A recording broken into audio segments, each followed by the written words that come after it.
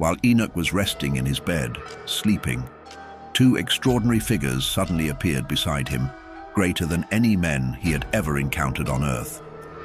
Their faces radiated like the brightness of the sun, and their eyes burned like blazing lamps. From their mouths fire seemed to emerge, and their garments shimmered with what looked like feathers. Their arms, adorned with golden wings, glowed beside his bedside. They called to him softly, "Enoch, Enoch." Startled, he awoke from his slumber, and they spoke with gentle assurance. "Be of good cheer, Enoch, and do not be afraid. The everlasting God has sent us to you, and today you shall ascend with us into the heavens." They lifted him up, placing him upon their wings, and together they soared above the earth, carried by the clouds. Higher and higher they ascended, past the air, and still further into the realm of the ether until they reached the first heaven. There the Elohim revealed to Enoch the human and divine mysteries, and he also learned about the moment when the angels had fallen. As humanity grew and multiplied in those days, many beautiful daughters were born to them. The angels, the children of heaven, saw these women and were filled with desire. They said to each other, "Let's choose wives from among the daughters of men and have children with them." Semjazar, their leader, hesitated and said, "I'm afraid you won't all follow through with this plan, and I alone will be left to bear the great punishment for this sin." But they all responded, "Let's swear an oath together and bind ourselves to this plan, so no one backs out." So they all swore together, binding themselves with a solemn promise. There were 200 of them in total, and they descended to earth during the days of Jared, landing on the summit of Mount Hermon. They named it Mount Hermon because they had sworn and bound themselves with an oath there. These are the names of their leaders: Semjazar, their chief, Arakiba, Ramel, Kokabiel, Tamiel, Ramiel, Danel, Ezekiel, Barakijal, Asael, Armaros, Batarel, Ananel, Zakiel, Samsapeel, Satarel, Turel, Jomjael, and Sariel. These were their captains, each commanding groups of 10. Together with these leaders, the rest of the angels took wives from among the women of earth. Each chose one, and they entered into them, defiling themselves. They taught these women magic spells, charms, root cutting, and introduced them to the knowledge of plants. The women became pregnant and gave birth to enormous giants whose height reached thousands of feet. These giants consumed all of humanity's resources, and when humans could no longer provide for them, the giants turned against humanity and began to devour them. They sinned against birds, beasts, reptiles, and fish, and even began to eat each other's flesh and drink blood. The earth itself cried out, accusing the lawless ones. Azazel taught humanity how to make swords, knives, shields, and breastplates. He revealed the secrets of metals, how to work with them, and introduced the crafting of bracelets, ornaments, and the use of antimony. He also taught the art of beautifying the eyes, the value of precious stones, and the use of dyes. Wickedness spread like wildfire. People indulged in sin, committed fornication, and became thoroughly corrupt in their ways. Semjazar taught the knowledge of enchantments and root cutting. Armaros taught how to undo spells. Barakijal shared the secrets of astrology. Kokabel taught about constellations. Ezekiel revealed the knowledge of clouds. Arakiel explained the signs of the earth. Shamsiel revealed the signs of the sun. And Sariel taught the course of the moon. As humanity perished under the weight of their corruption, their cries of suffering rose up to heaven. Michael, Uriel, Raphael, and Gabriel looked down from heaven, and what they saw broke their hearts. Blood flowed across the earth, and lawlessness spread like a plague. They turned to each other in despair and said, "The earth, once peaceful and uninhabited, now cries out with the voices of the suffering. Their cries have reached the very gates of heaven, begging for justice. The souls of humanity were pleading to the holy ones in heaven, asking, "Please take our case before the Most High." In anguish, the angel spoke to the Lord, saying, "O Lord of lords, God above all gods, King of kings, your glorious throne has stood for all generations, and your name is holy and blessed forever. You are the creator of everything, and all things are under your control. Nothing can be hidden from you, for you see all. You see what Azazel has done, how he has led the world into darkness, teaching humanity forbidden knowledge, secrets that were meant to stay in heaven. And Semjaza, who was given authority over his followers, has led them to earth. They have taken human women for themselves, defiling them, and through their sin, the women gave birth to giants. Now the earth is soaked in blood and filled with evil.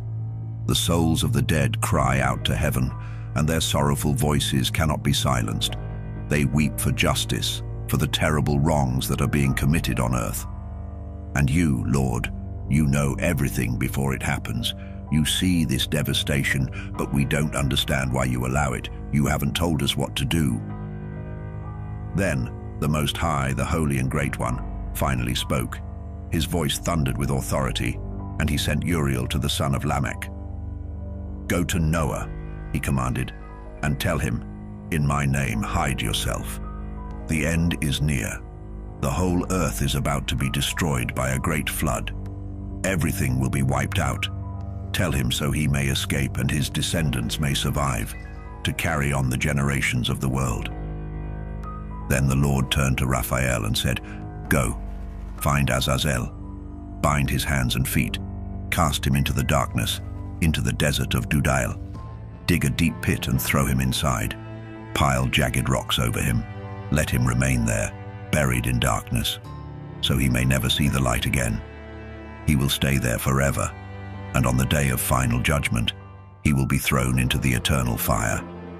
But now heal the earth, cleanse it from the corruption brought by the angels, announce the healing of the land, so that not all humanity will perish from the secrets the watchers revealed. The whole earth has been ruined by what Azazel taught, so let him bear the weight of all sin." The Lord spoke to Gabriel with a heavy command, "Go forth against the unholy offspring, the rebellious and corrupt. Destroy the children born from sin, the children of the fallen watchers. Set them against each other. Let them battle and wipe each other out, for their days are numbered, and they will not live long." He continued, "And as for their fathers, the watchers, let no plea they make on behalf of their children be heard. They had hoped for eternal life, thinking their offspring might live for 500 years, but their hopes will be shattered." Then the Lord turned to Michael and said, "Bind Semjaza and his companions, those who have tainted themselves by uniting with women and defiling their purity. When they witness their sons killing each other and see the destruction of those they love, bind them tight in the depths of the earth. They will remain there, imprisoned for 70 generations, until the final judgment, until the day of reckoning that will last forever. On that day, they will be thrown into the fiery abyss, into torment and eternal imprisonment, where they shall never be free. Anyone condemned to destruction will be bound with them, sharing their fate for all generations to come. Wipe away the spirits of the corrupt and the children of the watchers, for they have wronged humanity. Let all wickedness be cleansed from the face of the earth, and let righteousness and truth take root. Let it be a blessing, a new beginning, where justice and joy will grow forever." The Lord promised, "The righteous will survive, they will thrive, and live long enough to have thousands of descendants.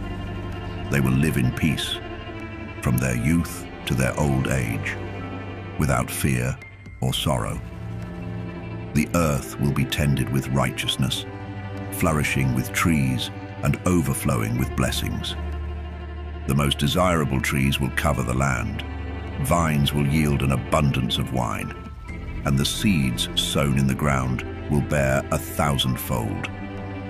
Even a small measure of olives will produce 10 presses of oil.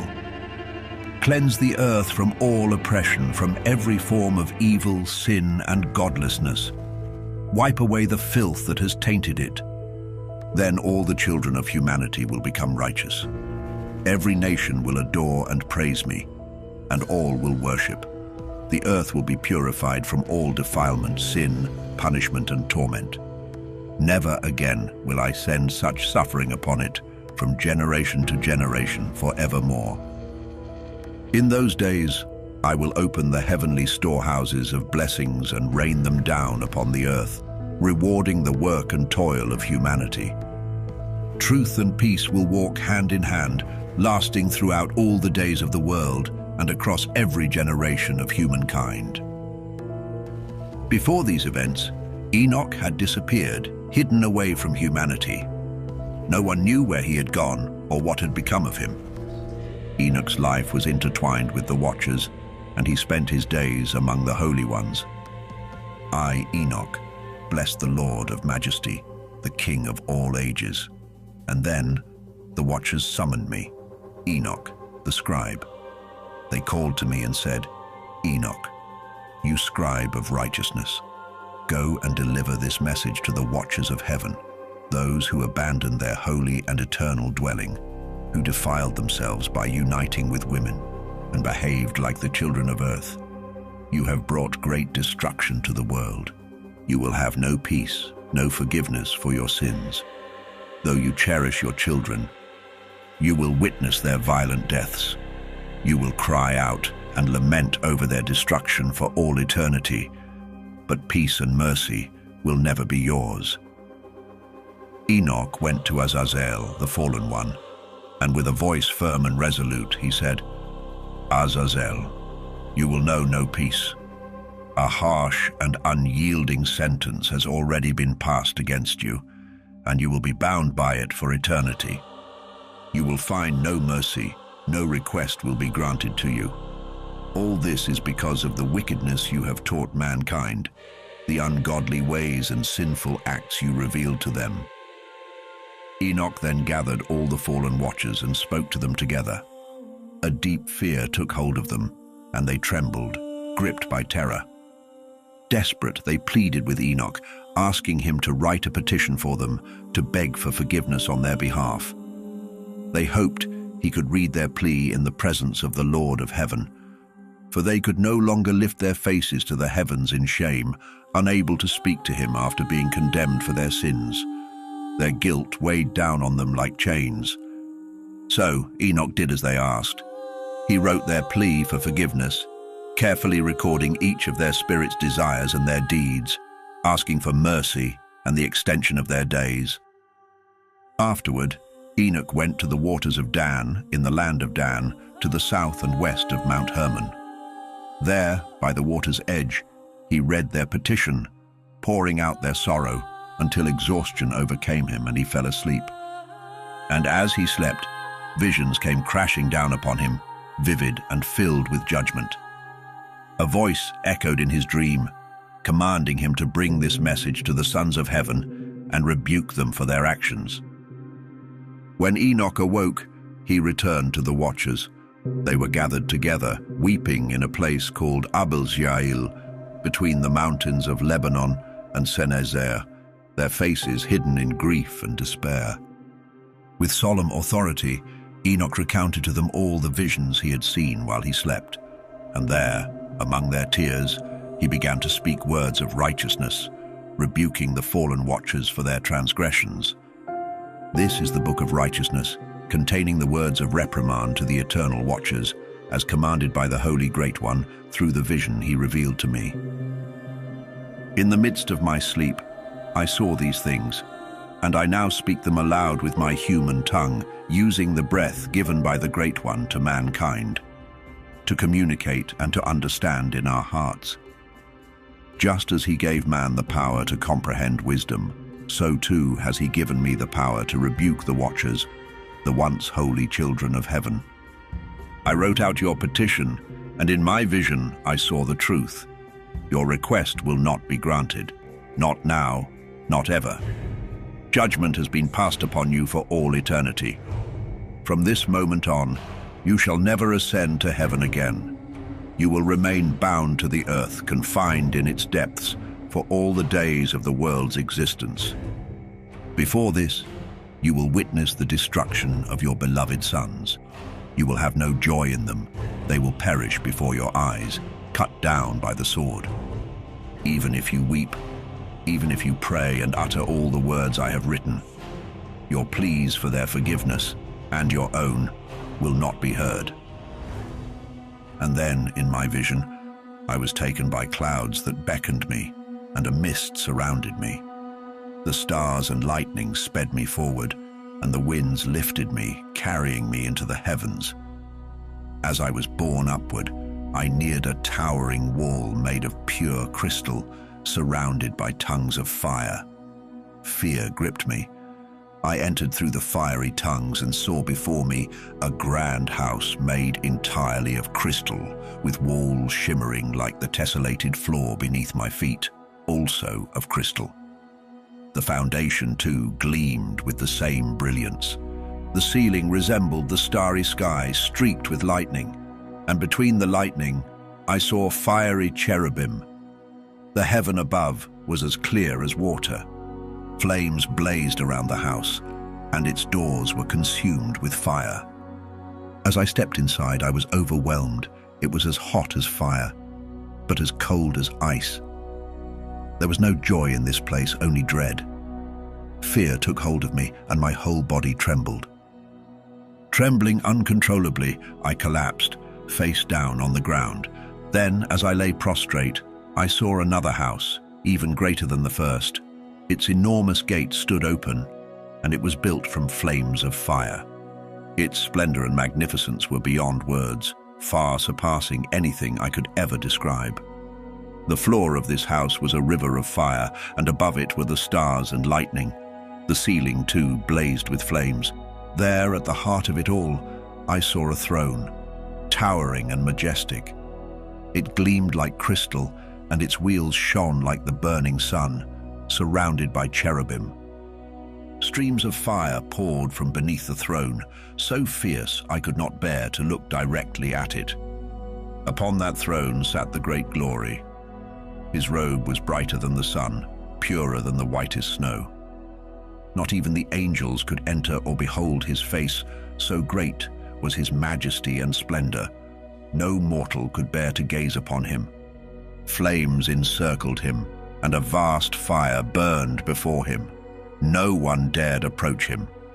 Yet before him stood 10,000 times 10,000, though he required no counsel. The holiest one stood by him, never leaving his side, neither by day nor night.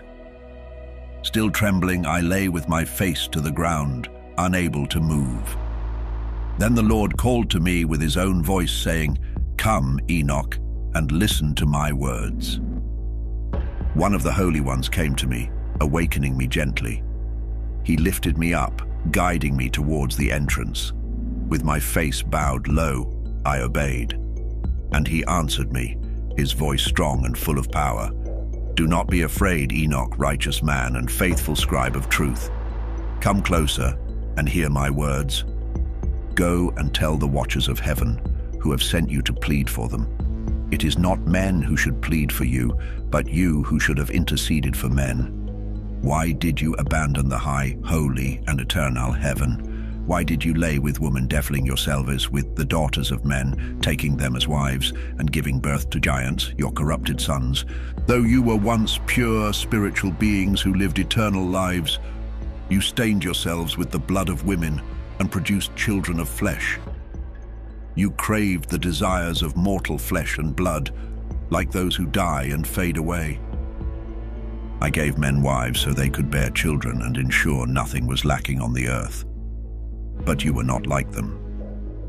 You were once spiritual, living eternally, never destined for death. And thus, I did not give you wives, for the spiritual dwell in heaven, not on earth.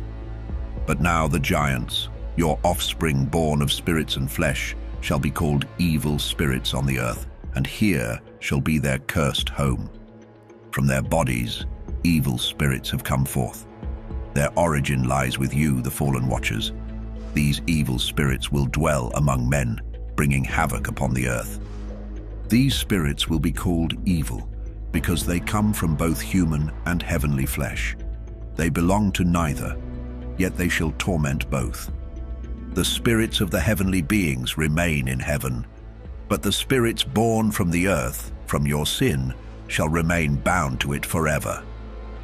These spirits of the giants shall bring suffering. They afflict, oppress, destroy, and make war. They do not need food, but are ever hungry and thirsty. Their endless cravings cause misery, and they will rise up against men and women, for they are born of both. Since the days when the giants were slain, their spirits have wandered the earth, destructive, rebellious, and relentless. They shall continue to torment until the day of the final judgment, when all will be brought to an end, both for the watchers and the godless alike. It is on that day that the age will be fully completed. Now, regarding the watchers who sent you to intercede on their behalf, tell them this. Yes, you once dwelled in heaven, but not all the mysteries were revealed to you. Instead, you grasped at knowledge. In the hardness of your hearts, you made these hidden things known to women. Through this, men and women alike now commit great evil on the earth. Therefore, tell them, you shall find no peace, neither in heaven nor on earth. Enoch was taken to a place where those who dwelled there blazed like flames of fire. But when they wished, they could appear as men. Enoch was brought to a vast mountain, whose summit stretched up to the very heavens. He saw the places where the stars and lights of the sky are kept, and the deepest depths where thunder, lightning, and fiery weapons, arrows and a flaming sword, are stored. He was led to living waters and to the blazing fire in the west, where the sun sets each evening. Enoch came to a river of fire, its flames flowing like water, pouring into the great western sea. He saw the great rivers of the world and journeyed into the darkness to a place where no living creature can walk. He beheld the mountains covered in winter's shadow and the source from which the waters of the deep flow. He saw the mouths of every river and the entrance to the vast depths below. Enoch saw the storerooms of all the winds and observed how they were arranged to shape creation and lay the strong foundation of the earth. He saw the cornerstone of the earth and the four winds that uphold both the earth and the sky. He watched how the winds spread out the skies, standing between heaven and earth like the pillars that support the heavens. He saw the heavenly winds that turn the sun and guide the stars in their paths. He saw the winds on earth, carrying the clouds and the pathways of angels. At the edge of the earth, he saw the sky above. He went further and saw a place burning day and night, with 7 magnificent mountains, 3 to the east and 3 to the south. The eastern mountains were made of colorful stone, pearl, and jacinth, while the southern mountains were of red stone. The central mountain rose high into the heavens like God's throne, made of pure alabaster with a sapphire summit. Flames burned before him, and beyond these mountains lay the end of the earth. He saw where the heavens were completed. There was a deep abyss, filled with columns of heavenly fire, stretching beyond what he could measure in both height and depth. Beyond that abyss he saw a place with no sky above and no solid ground below, an empty, desolate wasteland. There, he saw 7 stars burning like great mountains and asked about them. The angel told him, "This is the end of heaven and earth. This is the prison of the stars and the heavenly beings. These stars, which roll over the fire, are those who disobeyed the Lord's command. They failed to rise when they were supposed to. Because of their disobedience, he became angry with them and bound them here until the time when their guilt will be fully judged, even for 10,000 years. Uriel said to Enoch, "Here will stand the angels who defiled themselves by taking human women. Their spirits now take many forms, leading mankind astray and causing them to worship demons as gods. Here they shall remain until the great day of judgment, when they will finally be destroyed. The women who are led astray by these angels will become sirens, calling men to their doom. And Enoch alone saw this vision, the end of all things. No other man shall witness what he has seen. Enoch continued his journey with the holy angels, who revealed the mysteries of the universe to him. He was introduced to the celestial guardians who oversee humanity. These are the names of the holy angels, Enoch began. Uriel, who oversees the world and the depths of Tartarus. Raphael, who watches over the spirits of men.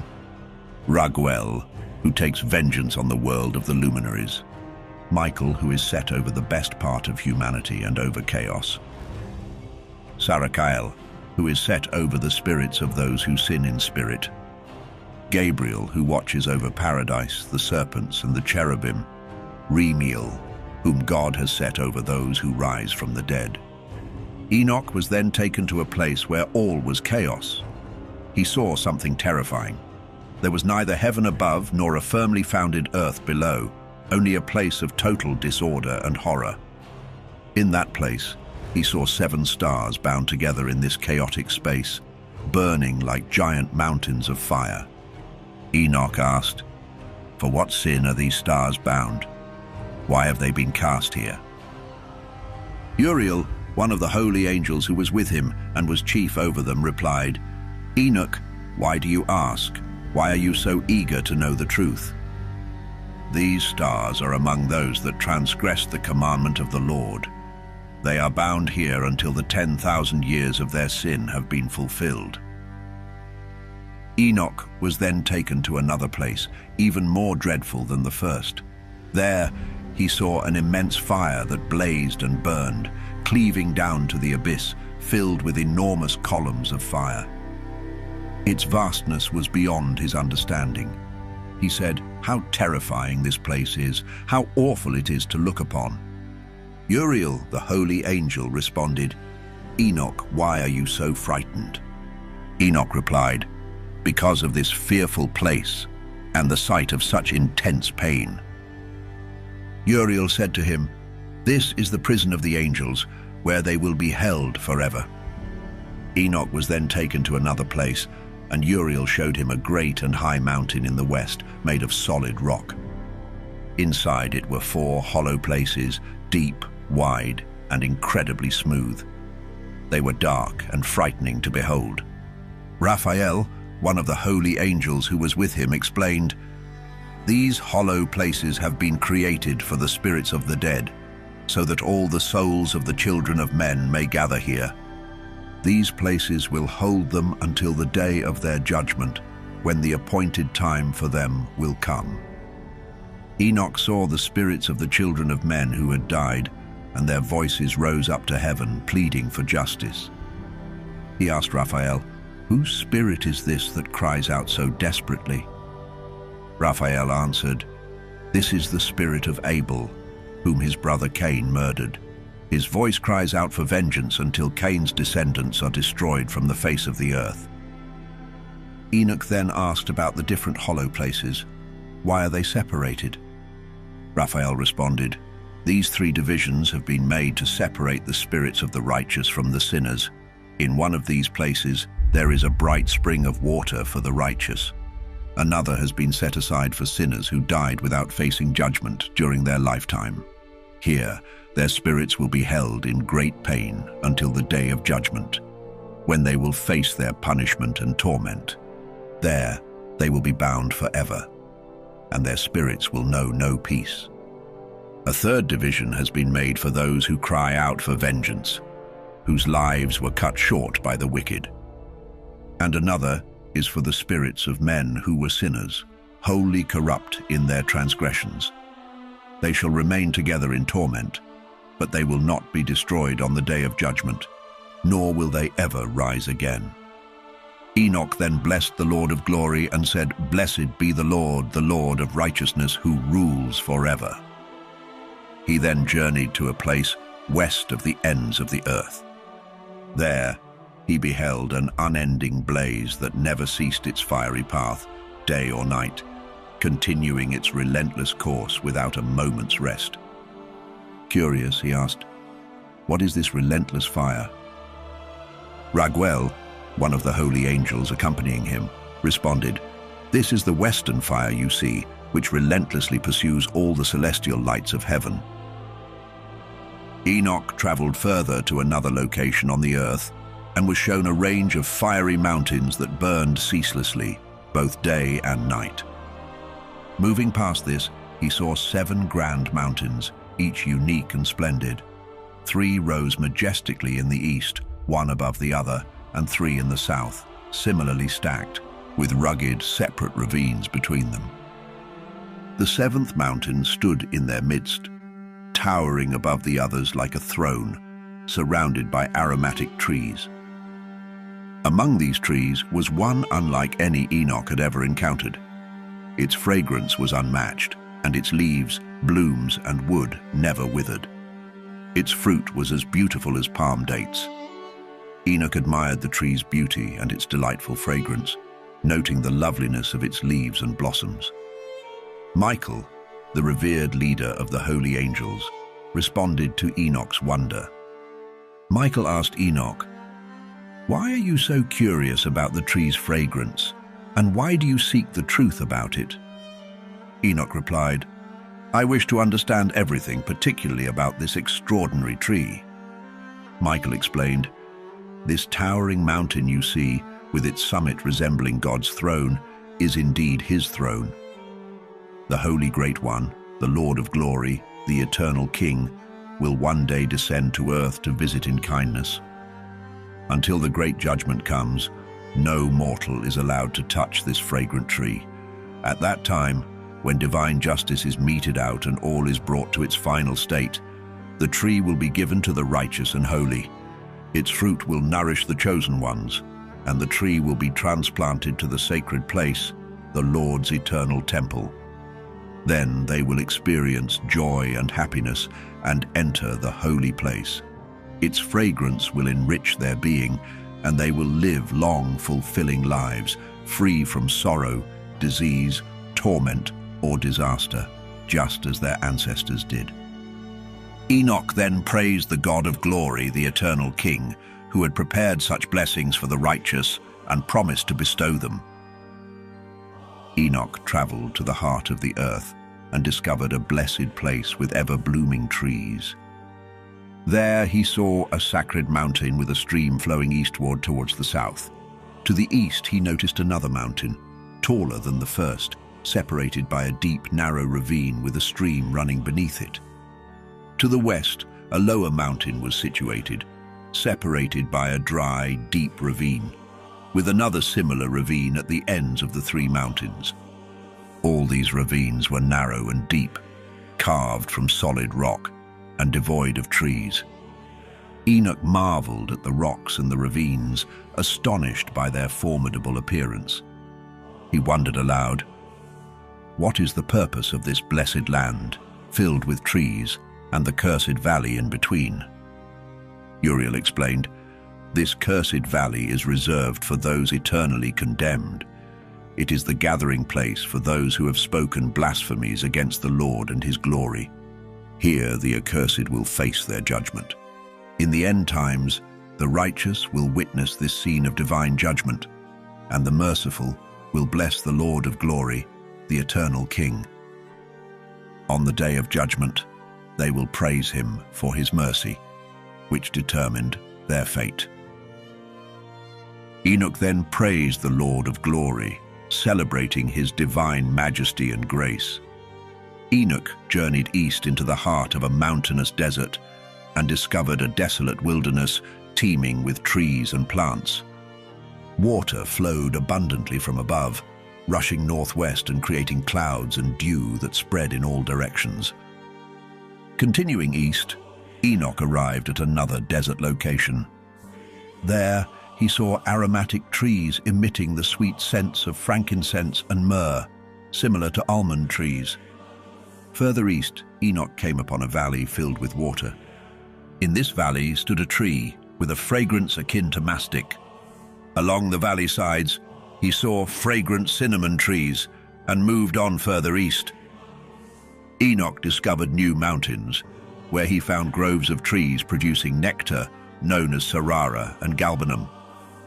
Beyond these mountains, he saw another range to the east, covered with aloe trees, which were filled with stacte and resembled almond trees. When burned, the aroma of these trees surpassed any other fragrance. Looking north over the mountains, Enoch saw 7 peaks abundant with precious nard, fragrant trees, cinnamon, and pepper. He traversed the peaks of these mountains, journeyed east past the Erythraean Sea, and continued far beyond, passing over the angel Zotiel. He reached the Garden of Righteousness and observed many large, beautifully fragrant trees, including the Tree of Wisdom, which grants profound knowledge to those who partake. This tree was as tall as a fir, with leaves like those of the carob tree and fruit resembling vine clusters, exuding a far-reaching fragrance. Enoch marveled at the tree's beauty and allure. Raphael, the holy angel with him, explained, "This is the tree of wisdom. Your aged father and mother before you ate from it and gained wisdom. Their eyes were opened and they realized their nakedness, leading to their expulsion from the garden." Enoch traveled to the farthest reaches of the earth and encountered a variety of majestic beasts, each unique in form. He also observed birds, each distinct in appearance, beauty, and song. To the east of these creatures, he saw where the heavens touch the earth and the portals of the heavens open wide.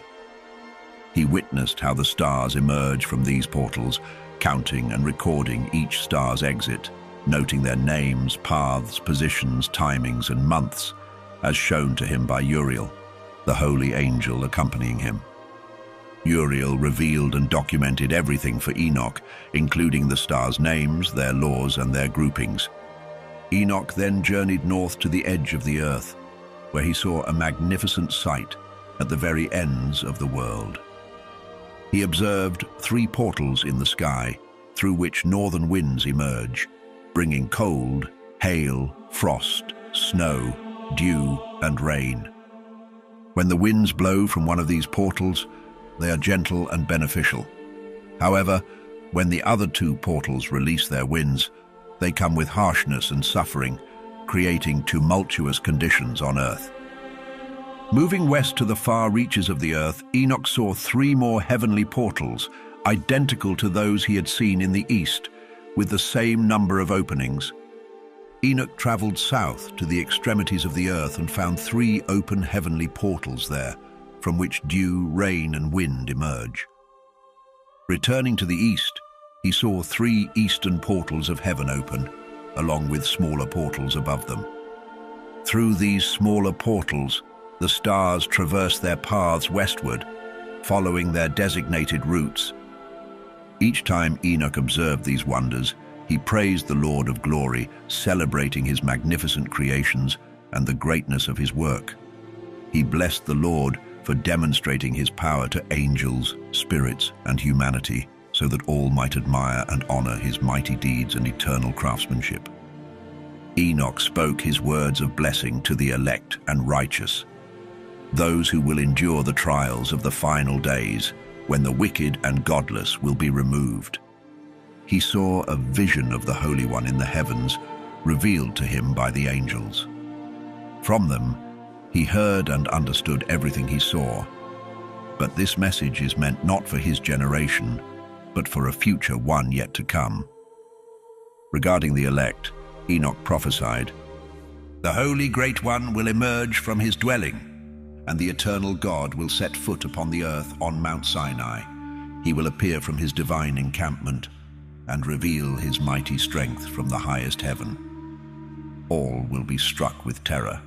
The watchers will tremble, and a profound fear will grip the earth. The lofty mountains will shake, the high hills will be flattened, and they will melt like wax before a fire. The earth will be torn apart, and all upon it will perish, with a final judgment on all humanity." Yet he will grant peace to the righteous, protect the elect, and show them mercy. They will belong to God, be prospered and blessed. He will support them, shine light upon them, and make peace with them. Behold, he will come with thousands of his holy ones to execute judgment upon all, to destroy the ungodly, to convict all flesh of the wicked deeds they have committed, and all the harsh words spoken against him.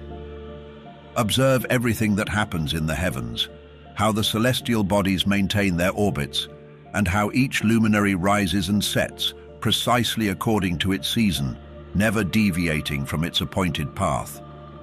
Look at the earth and pay attention to its consistent patterns from beginning to end. Nothing changes. All the works of God are evident. Notice how summer and winter fill the earth with water, clouds, dew, and rain. In winter, observe how trees seem to wither and shed their leaves, except for 14 trees that retain their foliage for 2 to 3 years until new leaves come. During summer, observe how the sun remains directly overhead, causing intense heat. You seek shade from its scorching rays, and the earth becomes too hot to walk on. Watch how trees become green and bear fruit. Understand and recognize the works of God, who has made everything so. All his creations function the same year after year, performing their tasks as he has decreed, and their roles remain unchanged. Similarly, the sea and rivers follow their divine commands without altering their functions. But you have not been steadfast, nor have you followed the Lord's commandments. You have turned away and spoken harsh, prideful words against his greatness. Therefore your days will be cursed, and the years of your life will be consumed, with eternal damnation and no mercy for you. In those days, your names will become an eternal curse among the righteous, and those who curse will do so in your name, the sinners, and godless will invoke curses because of you. For you, the ungodly, there will be a curse. The righteous will rejoice, finding forgiveness, mercy, peace, and salvation. They will receive a bright light. But sinners will find no salvation, only a curse will be upon them. For the elect there will be light, joy, and peace, and they will inherit the earth. Wisdom will be granted to the elect. They will live without sinning again, free from ungodliness and pride. Those who are wise will be humble. They will never transgress again. They will not face divine anger or wrath. Their days will be fulfilled in peace. Their lives will be filled with eternal joy and peace throughout all their days. Enoch, the son of Jared, grandson of Mahalalel, and descendant of Adam, shared the second vision he received, a vision of wisdom. This vision marked the beginning of Enoch's prophetic words, which he shared with the people of the earth. Listen, all you who have lived before, and those who will come after, to the messages of the Holy One spoken before the Lord of Spirits. Though it might seem fitting to reveal these truths solely to the ancients, this wisdom could not be kept from those living now or from future generations. Until this moment, such insight had never been bestowed upon anyone by the Lord of Spirits, who granted Enoch the gift of eternal life. Enoch had received 3 great parables, which he now imparted to the people on earth. A time will come when the righteous will be gathered together, and the sinners will face judgment for their deeds. They will be expelled from the earth. When the righteous one, whose actions are perfectly aligned with the Lord of Spirits, reveals himself to the righteous, a brilliant light will shine upon those chosen by God. But where will the sinners hide? Where will those who denied the Lord find rest? It would have been better for them if they had never been born. When the secrets of the righteous are unveiled and the wicked are judged, the powerful and exalted of the earth will lose their status. They will be unable to stand before the holy, for the Lord of Spirits will illuminate the faces of the righteous and the elect. The mighty rulers will perish and be handed over to the righteous and holy. From that point on, they will no longer be able to seek mercy from the Lord of Spirits, for their lives will have ended. In those days, holy and chosen children will descend from the heavens and unite with the children of men. Enoch received sacred writings filled with fervor, judgment, and sorrow. Yet no mercy will be granted to the wicked, declares the Lord of Spirits. One day, a whirlwind carried Enoch away from the earth and placed him at the edge of the heavens. There, he witnessed the abodes of the holy and the resting places of the righteous. He saw how they prayed and interceded for humankind, with righteousness flowing like an endless river and mercy descending like gentle dew upon the earth. This state of righteousness and mercy will endure forever. In that sacred place, Enoch saw the Chosen One, the embodiment of righteousness and faith, whose dwelling was under the protection of the Lord of Spirits. His reign would be marked by justice, and the number of the righteous who stood before him would be countless, lasting forever. These righteous ones would shine like blazing lights, their mouths filled with blessings and their lips ever praising the name of the Lord of Spirits. Righteousness would never fade from their presence. Enoch yearned to dwell in this place, his spirit longing for this divine realm. It had always been his destined portion, established by the Lord of Spirits. During that time, Enoch praised and exalted the name of the Lord of Spirits, recognizing his own blessing and glory as a result of divine will. For a long time, Enoch's eyes were fixed on that holy place, and he blessed and praised God, declaring, "Blessed is he, and may he be blessed from the very beginning until the end of time. There is no end before him, for he knows all things from before creation and throughout every generation." The eternal beings who never sleep stood before his glory and continually sang his praises. Holy, holy, holy is the Lord of Spirits, who fills the earth with spirits.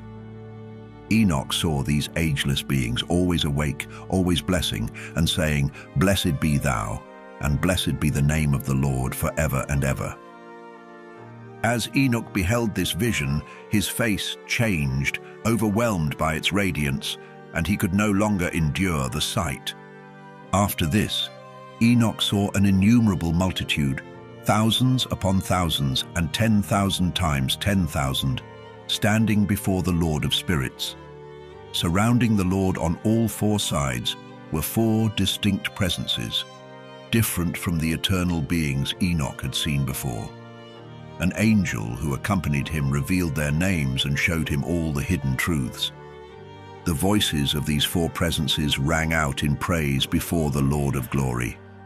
The first voice praised the Lord of Spirits eternally.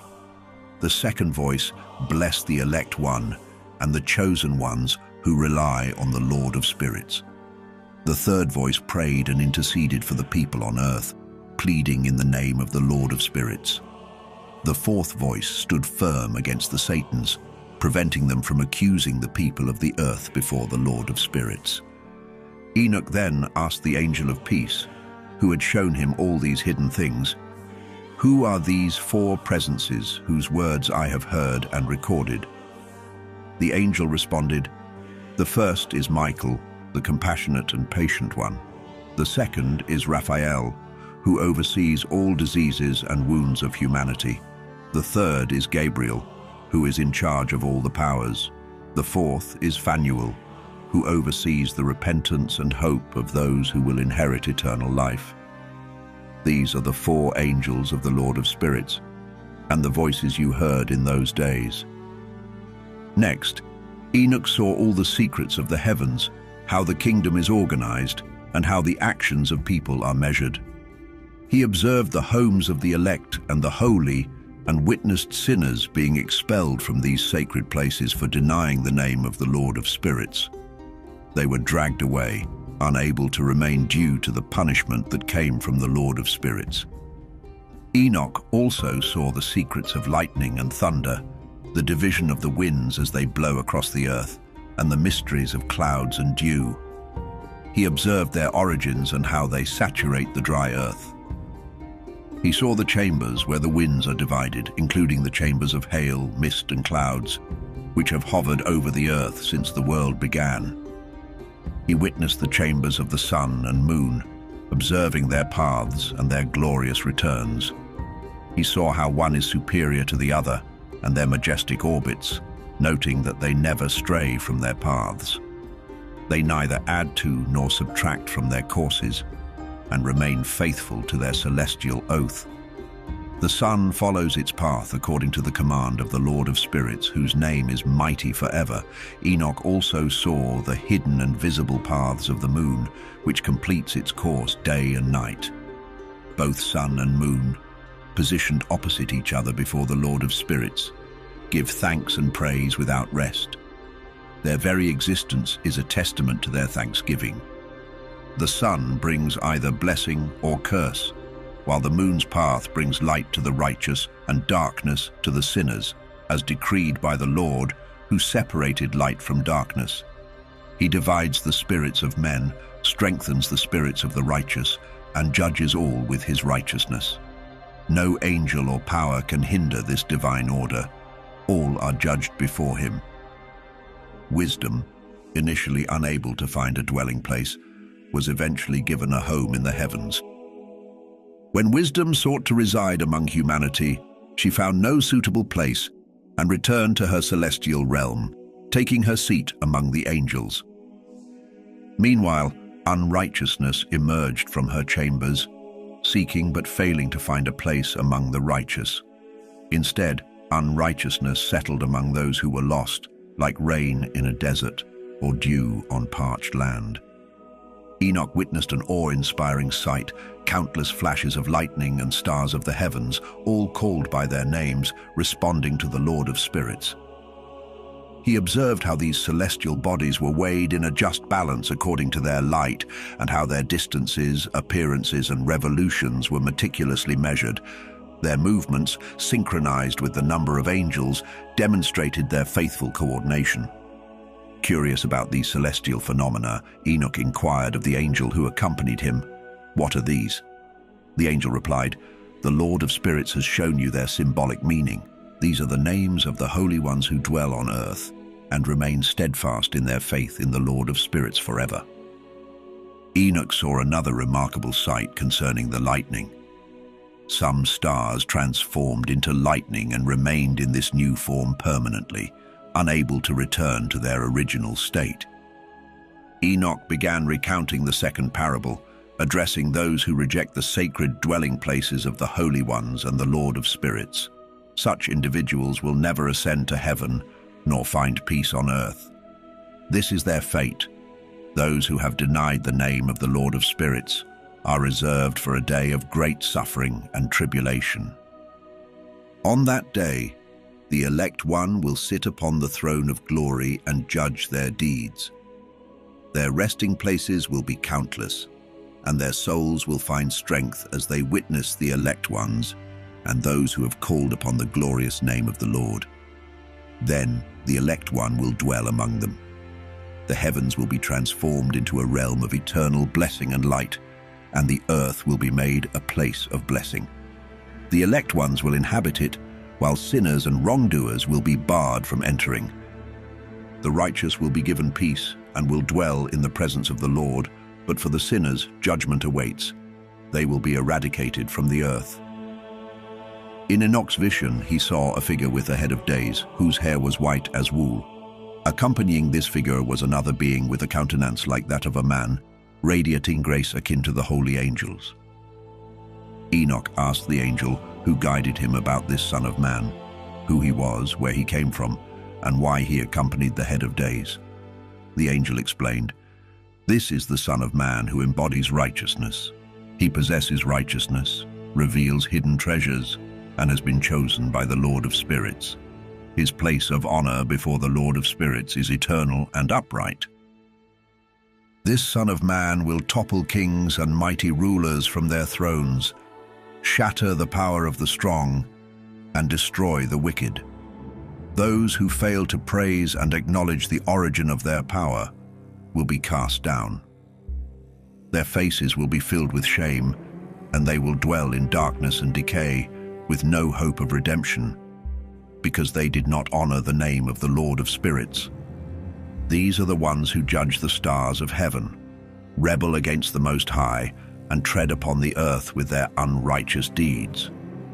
Their power is based on their wealth, their faith rests in the gods they have made with their own hands, and they deny the name of the Lord of spirits.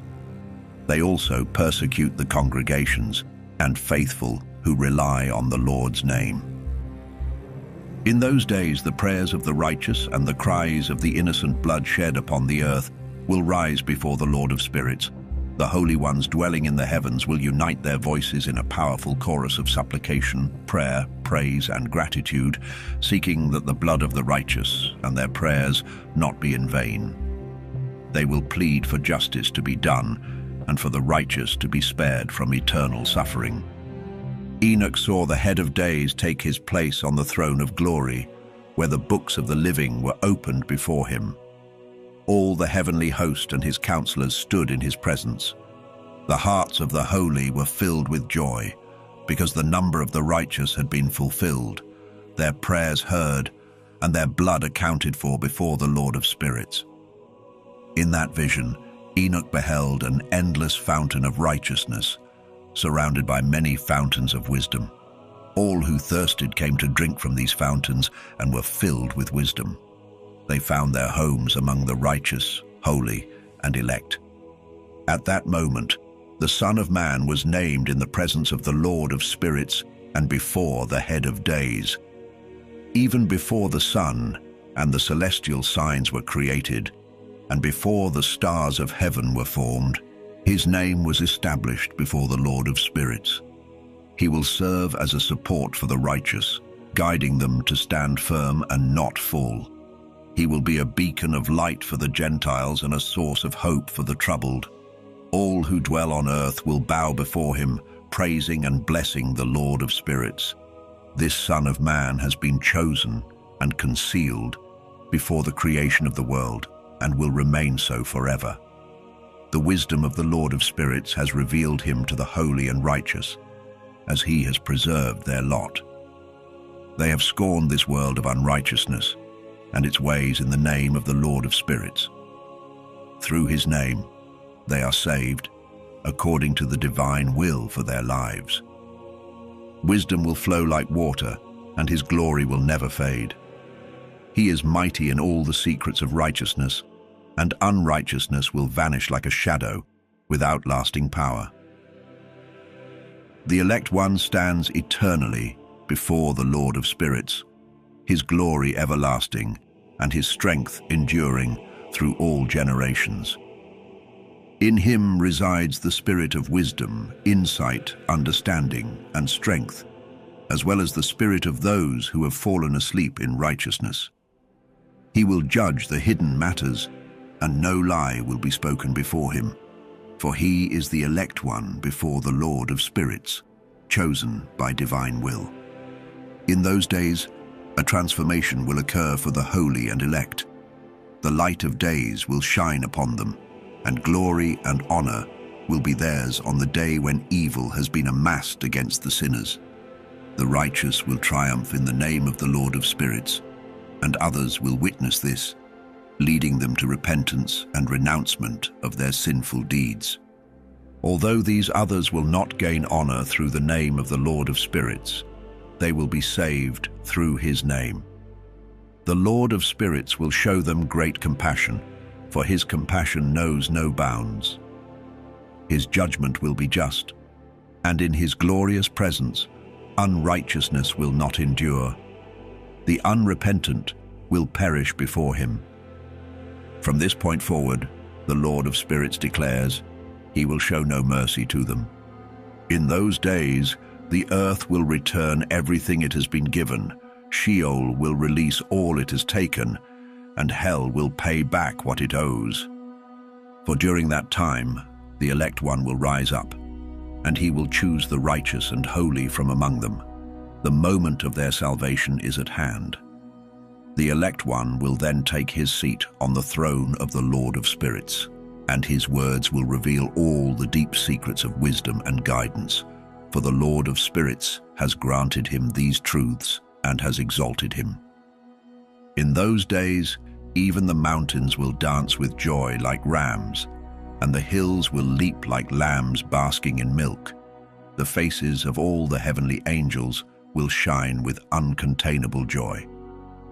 The earth will burst into rejoicing, and the righteous will find their home upon it, while the chosen ones will walk freely upon its surface.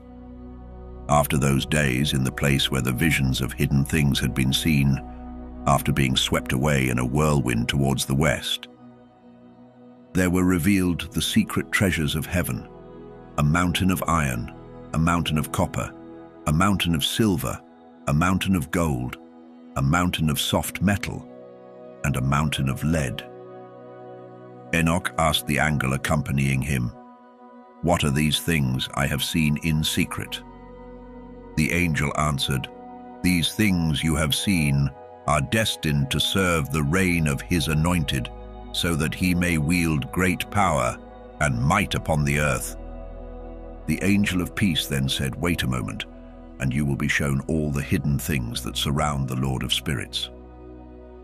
The mountains seen, the iron mountain, the copper mountain, the silver mountain, the gold mountain, the soft metal mountain, and the lead mountain, will become as fragile as wax before, a fire, and as malleable as water pouring down. They will lose all their strength in the presence of the elect one. It will come to pass in those days that no one will find salvation through gold or silver, and none will escape. All will be powerless. There will be no iron for battle, no armor to protect. Bronze will be useless, tin will be worthless, and lead will be rejected. All these things will vanish and be destroyed from the earth's surface when the elect one appears before the Lord of Spirits. A deep, gaping valley was seen where all who live on earth, sea, and islands would bring gifts, tributes, and tokens of homage, yet this valley would never be filled.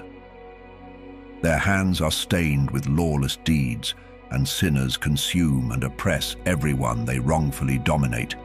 Yet they will face destruction before the Lord of Spirits, be banished from his earth, and perish forever. All the angels of punishment were seen there, preparing the tools of Satan. Enoch asked the angel of peace who accompanied him, "For whom are these instruments being prepared?" The angel replied, "These are prepared for the kings and mighty ones of the earth, so they may be utterly destroyed. Afterward, the righteous and elect one will reveal the house of his congregation, and they will no longer be hindered in the name of the Lord of Spirits. The mountains will no longer stand firm before his righteousness, but the hills will flow like fountains of water, and the righteous will find rest from the torment of sinners." Enoch looked and turned to another part of the earth, where he saw a vast valley engulfed in burning fire. He witnessed the kings and mighty ones being dragged and cast into this deep, fiery abyss. Enoch's eyes beheld the preparation of immense iron chains, heavy beyond measure, being made for these individuals. Enoch asked the angel of peace accompanying him, "For whom are these chains being prepared?" The angel responded, "These chains are for the hosts of Azazel. They will be used to cast them into the abyss of total condemnation. Their jaws will be covered with rough stones, just as the Lord of Spirits has commanded. On that great day, Michael, Gabriel, Raphael, and Phanuel will seize them and throw them into the burning furnace. This will be the Lord of Spirits' vengeance for their unrighteousness, for yielding to Satan and leading astray those who live on earth. In those days, the Lord of Spirits will send punishment. He will open all the water chambers above the heavens and the fountains below the earth." The waters above the heavens, representing the masculine, will merge with the waters below the earth, representing the feminine. Together, they will destroy all who dwell on the earth and those living at the ends of the heavens. When they recognize the evil they have done on earth, they will perish by these waters. Afterward, the head of days expressed regret, saying, "I have destroyed all who dwell on the earth in vain." He swore by his great name, From now on I will not do this again. I will set a sign in the heavens as a pledge of goodwill between me and them forever, as long as the heavens are above the earth. This is my command. When the time comes for me to grasp them by the hand of the angels during the day of tribulation and pain, my chastisement and wrath will be upon them, declares the Lord of spirits.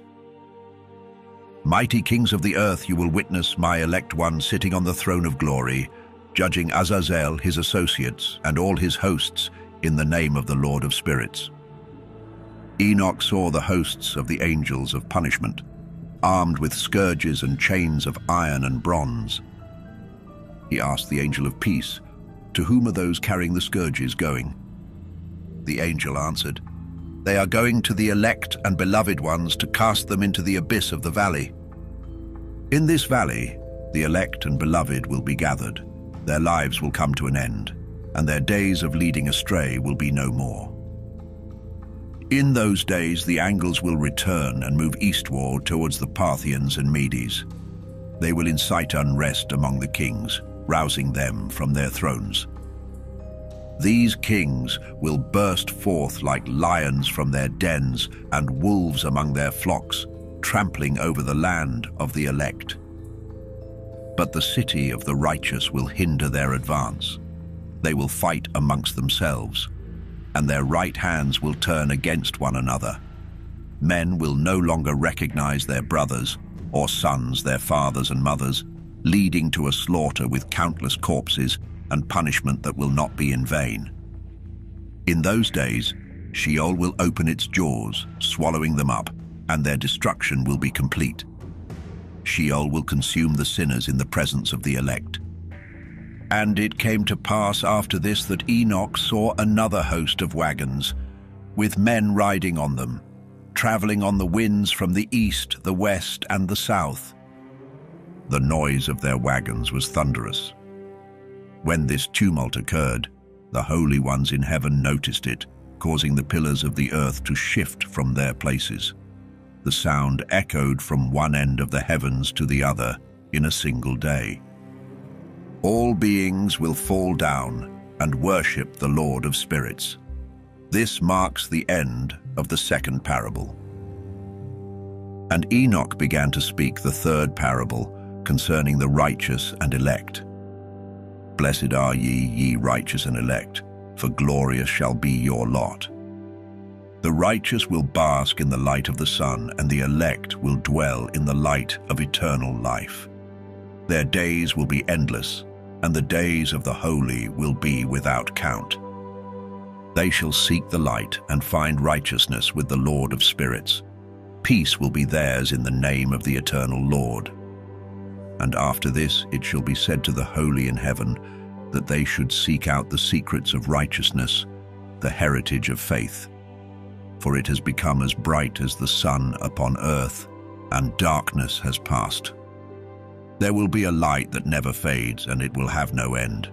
The darkness will be destroyed first, and the light of uprightness will be established forever before the Lord of spirits.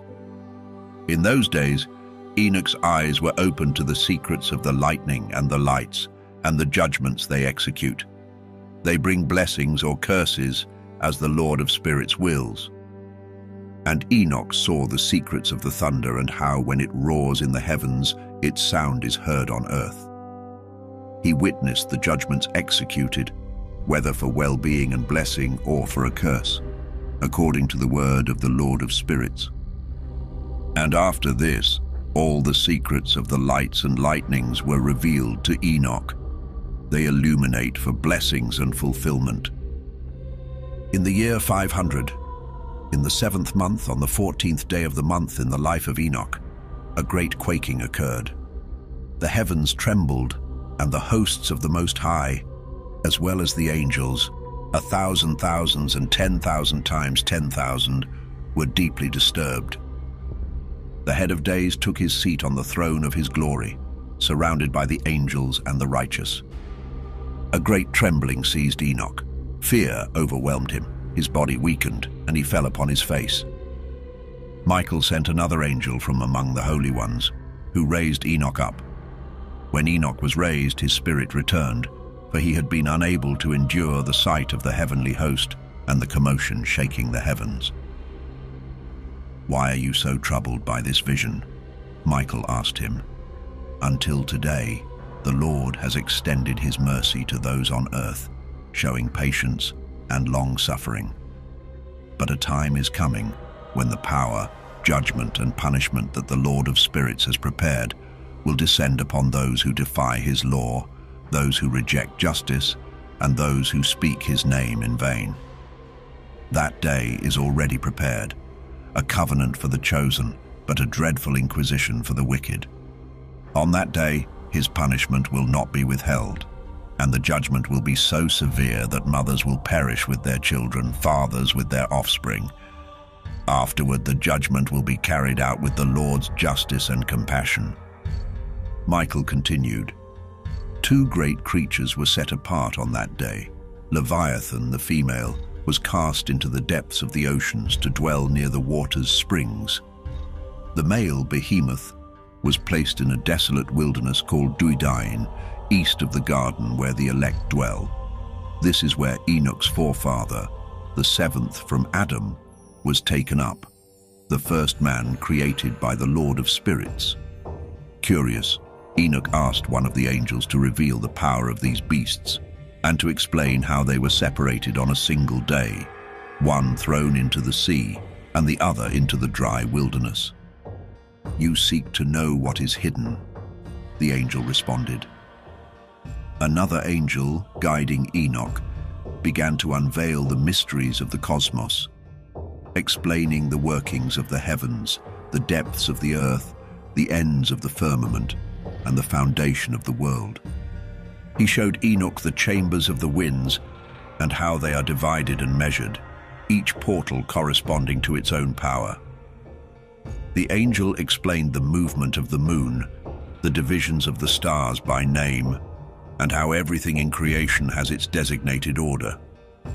The angel spoke of the thunder, revealing the secret places where it rests, waiting for its roar. Thunder and lightning, though not one, are bound together. They move through the power of the Spirit and never part. When the lightning flashes, thunder soon follows, and the Spirit controls the pause between them. The storehouse of thunder, he said, is as vast as the sands, and each peal is restrained and released by the Spirit to move across the earth. The angel went on to describe the powerful spirit of the sea, which pulls the waters back and forth across the mountains with unyielding strength. He also spoke of the spirits of frost, hail, snow, and mist, each governed by its own angel. The snow, he said, rises like smoke and contains a spirit of its own, frost. The mist, unlike the others, dwells in its own chamber, glorious in both light and darkness, with an angel overseeing its course through the seasons. The dew, too, has its place at the edges of the heavens, connected to the chambers of rain. As the rain is released from its chamber, angels lead it forth, uniting it with the waters of the earth.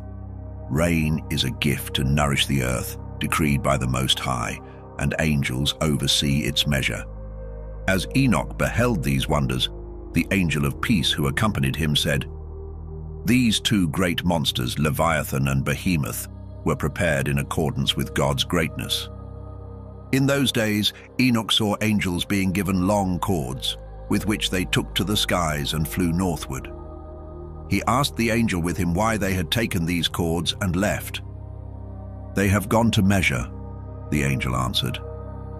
"These cords will measure the righteousness of the chosen, strengthening their faith, so they may forever hold fast to the name of the Lord of Spirits."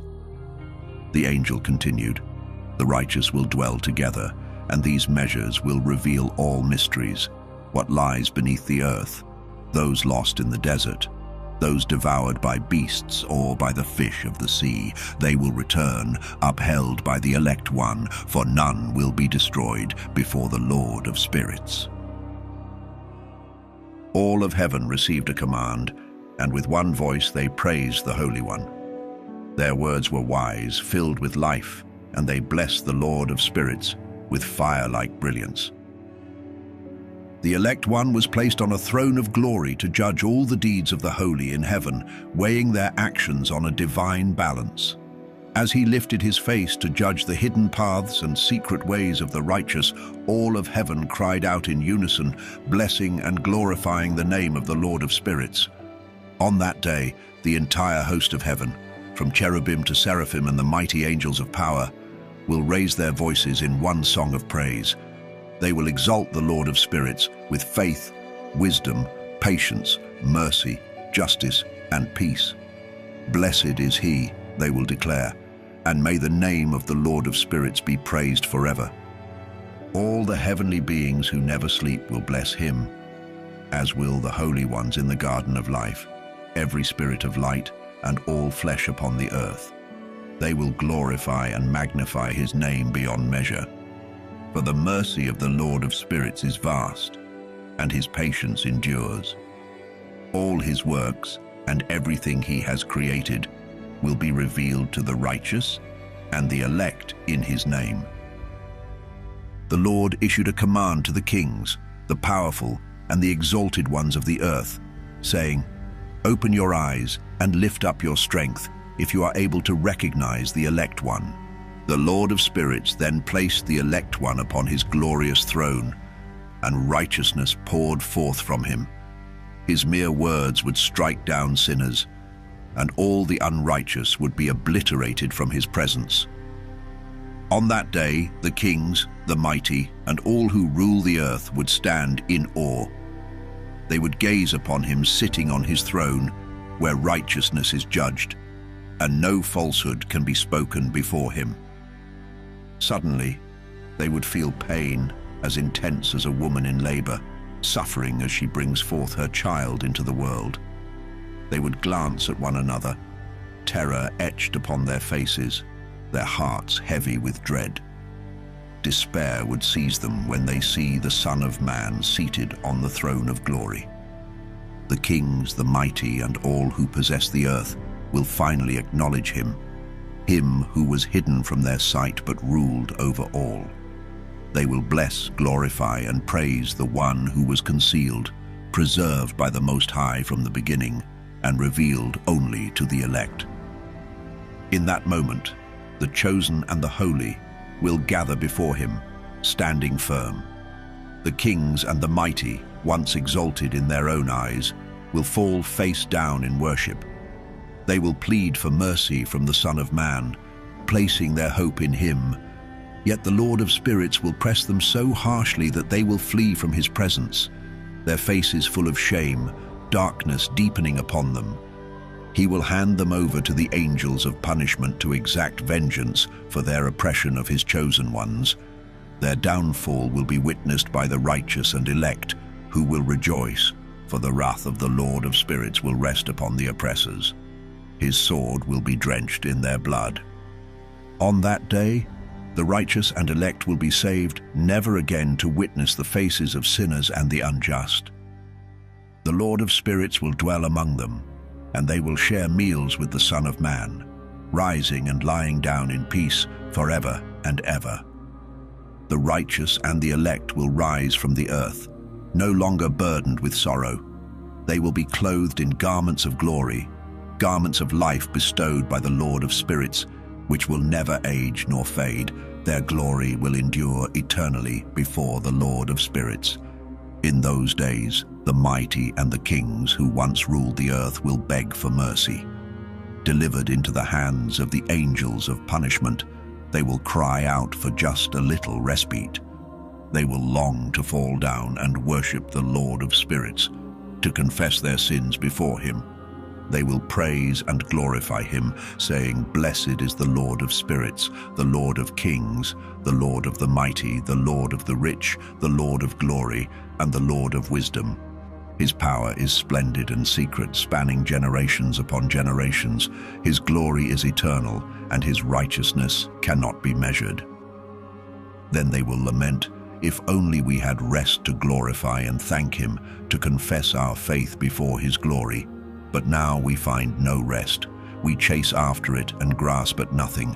Light has vanished from us, and we dwell forever in darkness." With deep regret, they will admit, "We did not believe in him or glorify his name. Instead, we placed our hope in our kingdoms and our glory.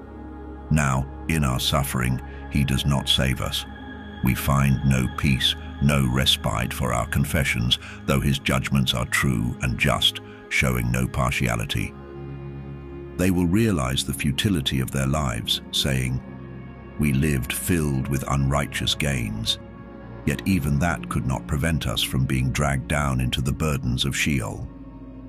Shame and darkness will cover their faces as they are cast out from the presence of the Son of Man. His sword will remain before them, driving them away, never to return. Thus the Lord of Spirits declares his judgment upon the mighty, the kings, the exalted, and those who rule the earth. Their fate is sealed before the Lord of Spirits. In that place other hidden forms appeared to Enoch.